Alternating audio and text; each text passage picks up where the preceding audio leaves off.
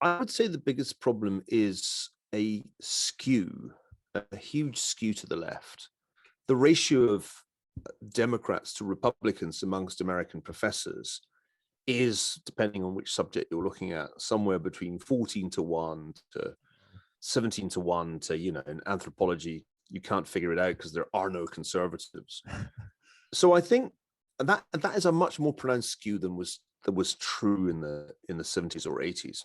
People say, oh, there's always been political correctness. That misses the point.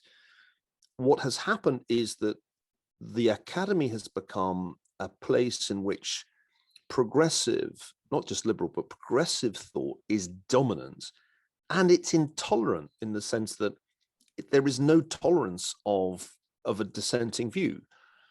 That means that, unlike in the 1980s, when I was an undergraduate, right-leaning academics and students feel very inhibited about speaking out.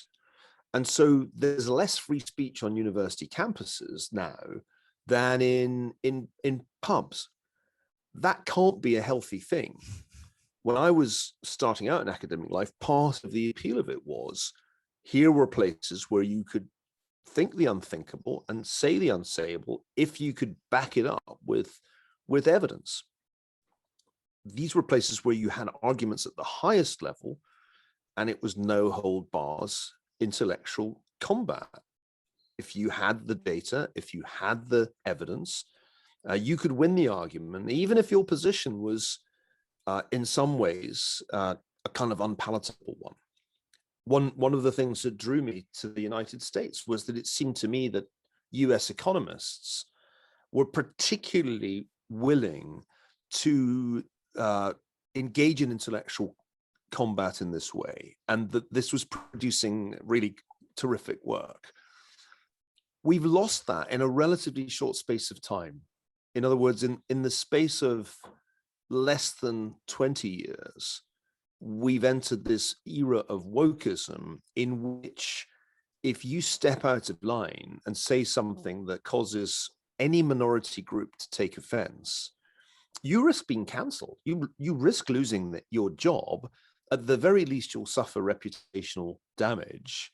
And that means that the majority of people who are rather timorous, since cowardice is a very powerful force in history, say to themselves, well, I don't want to be that guy. I don't want to be out there like Bret Weinstein being flayed alive by his own university. And I don't want to be Eric Kaufmann on the receiving end of an absolutely disgusting Twitter attack by some group of woke students, misrepresenting things that he has said and done, and trying to present him as some kind of racist. It's absolutely abhorrent to me that this kind of thing is done, because in fact, Eric Kaufmann does excellent work, including a really, really good report that was published just a few months ago on precisely this problem that we're talking about. In fact, almost the best study of the problem of academia today in the UK and the US and in Canada, where he's actually from originally.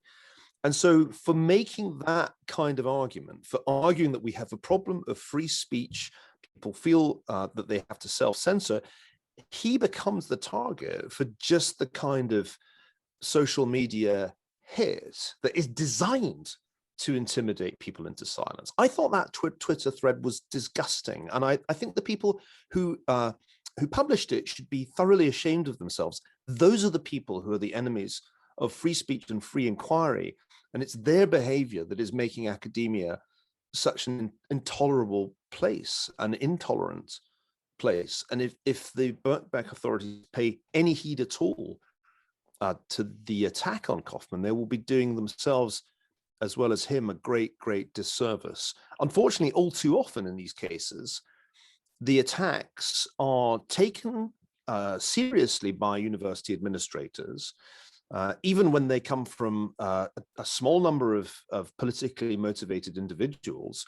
And all too often, the administrations engage in highly questionable inquiries and investigations, which usually are entirely without due process, that then put the academic in question into a kind of, at best, naughty corner, and at worst into some kind of disciplinary process. So this better not happen at Birkbeck. If it does, I will certainly join, I'm sure, a great many people who will speak out strongly against it and in favor of Kaufmann.